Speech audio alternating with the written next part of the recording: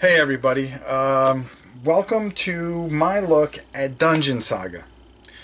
Now, there's a story that goes with this because there is such anxiety with this game you can never imagine. So I'm going to tell you a little story. Back when I was I'm still a itty bitty channel, but I had like 200 subscribers. I've always been a fan of Mantic games. I mean, I liked Blood Bowl, even though Dread Ball. See, I even called it Blood Bowl because it's a direct rip-off of Blood Bowl. Okay? They changed a few things, made a few things pretty, and some of the different armies, and I actually think it's really kind of a fun game because it's active still, and Blood Bowl's not, and I love Blood Bowl. You guys have no idea how much that game means to me personally on a level because of my beautiful wife. It was the first game she ever bought me. So I still have the original copy. I've shown it before, so there you go. But there was another game. I have the Martian game, Mars Attacks, which I thought was kind of interesting. How you can do it on a board. I have Dwarf King's Hold, which was the prior game to this game that we're going to be talking about. And Dead Zone, which I thought, when I painted all the figures, even though they were a pain in the neck to put together, I kind of liked where they were going. And the Kings of War I was starting to get interested into.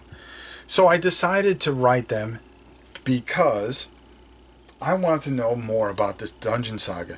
Things didn't add up to me, and I just wanted them to clarify it. And I wanted to promote some of their games on my channel. And I even said that. I go, listen, I could pull up the letter, because that's one thing I do. I save everything. I wrote them and I said, listen, I don't need anything. I'm not here to, like other channels, to beg for stuff. All I would like is a couple promotional flyers so I can promote your games on my channel. And if it was possible, somebody to actually look at my videos. If you can't do that, I understand. But I just need some clarification about this Dungeon Saga thing. Well, a week went by, 2 weeks went by. I've written plenty of companies for the same type of stuff because I don't ask for stuff.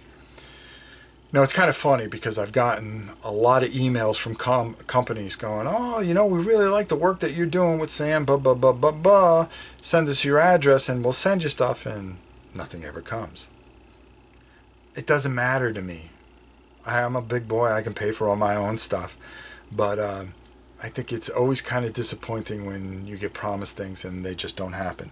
That's why I think I get a little down on myself when I promise you guys I'm going to put out a XYZ video and I get tied up with about 9 other things, or just getting that one video out. And I've got to stop doing that. So starting the new year, I'm going to try a little bit better, a lot better. So 2 weeks go by, and I actually get a letter from them. I go, oh, wow, this is great. They go, we really like helping YouTube channels and this, that, and the other. Can you give us your stats? Now, back then it was like 175 people, maybe 10 to 20 views per video, and which is still about 10 to 20 views per video. They asked for that information. I go, sure, but here's all the information, but all I wanted was X, Y, and Z. I'm not asking for anything. I'm not looking to be sponsored by you guys. I want to support your game because I believe in your game, not because you would give me something, but because I believe in you guys. Okay? Some of the games were kind of quirky, and I would have pointed that out, but I'm not somebody that can be bought. I've promoted games here that nobody's ever heard about, and I can talk about, Dawn of the Acolytes. Ben Borzema down in Australia, he put his heart into that game, and I talked that game up to no end, and he thanked me. And then King's Armory. It wasn't everybody's taste, but I talked that game up. I talked that game up to no end. So I sent him those stats, and I never heard from them again because I was just too small. Which for me, I found kind of humiliating in a bit. all I was looking for was some information, not to be humiliated because I was too small. I know I'm too small. I know this isn't the channel that'll help a company promote their product. And that's not what I'm looking to do. I'm just looking to grab the couple hundred people or now 1,000 people that I have and say, hey, you know something? This game, I like this. Doesn't mean that you'll like it, but here's why I like it. So that put a bad taste in my mouth. Never gave up on their games or anything like that. Well, September rolled around. Dungeon Saga was supposed to be out. Didn't come out. October. Didn't come out. November. Didn't come out. Well, guess what? It came out. And we're going to take a look at it. This is going to be 2 parts. So I'm going to explain this to you. First of all, I'm going to show you what I got and the things I like and the things that really ticked me off. Because I've waited for this game, because I've always wanted another Warhammer Quest. And I think this is their attempt at it. Warhammer Quest, to me, was one of the best games because it was the Hero Quest thing and so forth and so on. But it was very disappointing when this all came and transpired. And then, hearing little bits and trying to dig as much information as I could and listen to the Rah-Rah Squad about this game, I tried to make my own deduction of it. Because basically they were handing out copies to people and people were rah-rahing it because they got a free copy. That's all right. That's the way to do business. That's the American way. Get people to talk about your product. Here you go. And I get that. But somewhere in the middle, you're going to find what you really want to hear and what you really want to know. And that's getting an honest review. Those are the kind of things that I've always respected Tom, Z, and the guys. Not because I have a relationship with them, because that's what they do. It hurts them to get a game from somebody. And I've heard Tom talk about this to me because we had talked in detail about certain things like this. And he goes, something? Sometimes it's just not good and I've got to say it. Does it bother me? Yeah. Nobody wants to say a game's bad. Or nobody wants to condemn Games Workshop, because they are the evil empire. At least some people do it to be cool. Oh, well, this is the trend, so I'm going to follow the trend so more people watch me. It's not what it's about. It's about giving your honest opinion and how you feel, whether or not you get that game for free or not. But I pay for all my stuff, so you always get an honest opinion. Does my opinion matter? No. It's just an opinion. What does it matter? So anyways, let's take a look at this. Now here's the thing that really annoyed the bejesus out of me. And of course I have this easel behind me because we're getting that refrigerator out finally, and that's going to be a project. Boy, can you imagine seeing this for the first time going, I really want to see Dungeon Saga. I really don't want to hear about your refrigerator. Here comes all the thumbs down. Well, they have these separate packs. A Legendary Hero pack, a Door pack, Evil Dead Miniature pack, a Furniture pack, and a Map pack. So you figure that these are all different things that don't come in the set. So, whatever was out, I ordered and pre-ordered and made sure to get. And that's another $50 worth of stuff. So, I get the box set and let's take a look at it. Here it is in this beautiful bookcase thing. And here, I'm actually going to wheel this down so we can take a look at it. And there we go. Let me get all my junk out of the way and spin this around so you guys can see. So I open it up. Alright. Quick start guide. Cool. You get a Necromancer Overlord panel. Cool. You get your rule book. Nice and thick, but not too thick. And your big quest book. So when you're the Overlord, guess what? But when I opened up these other boxes, And I came to this part, I was like, hey, wait a minute. Well, let's start with the Evil Dead, because that's the best. I open this up, and I'm going, oh, come on. It's the same monsters.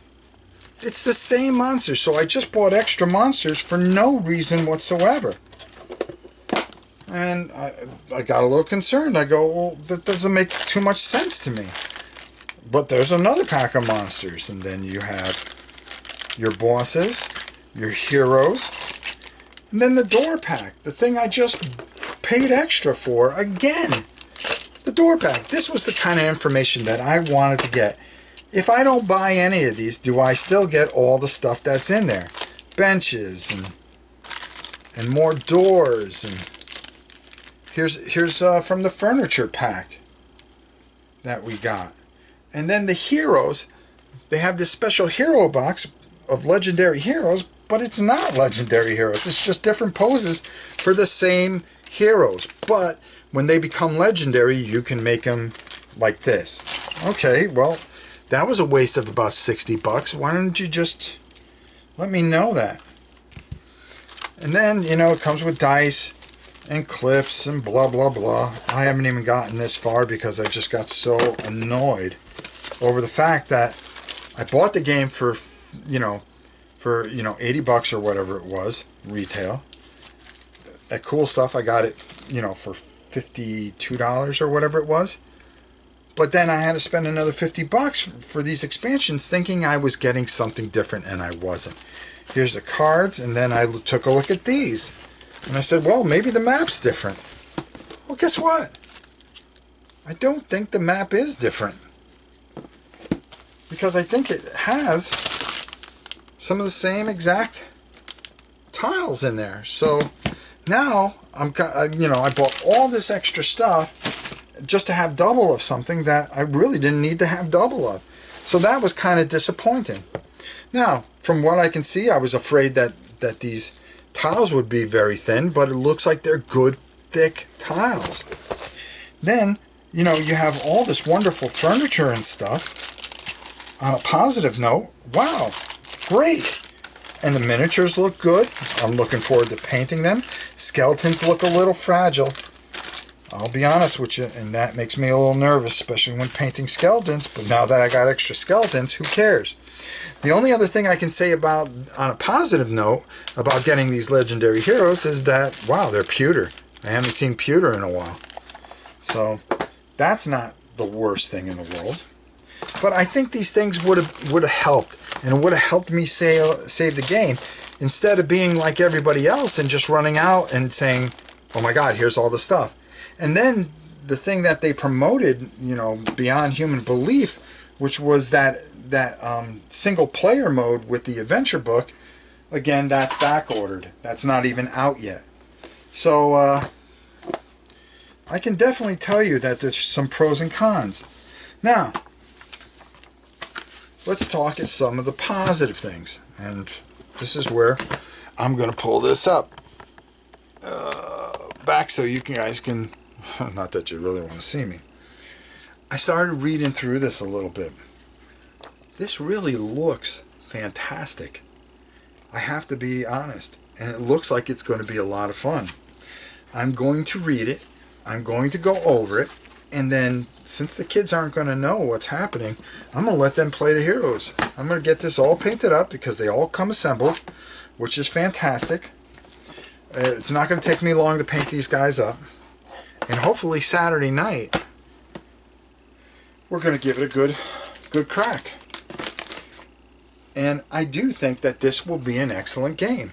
Do I want the adventure manual so I can play by myself? Exactly, I do. I even pre-ordered it thinking that it was going to be out all at once.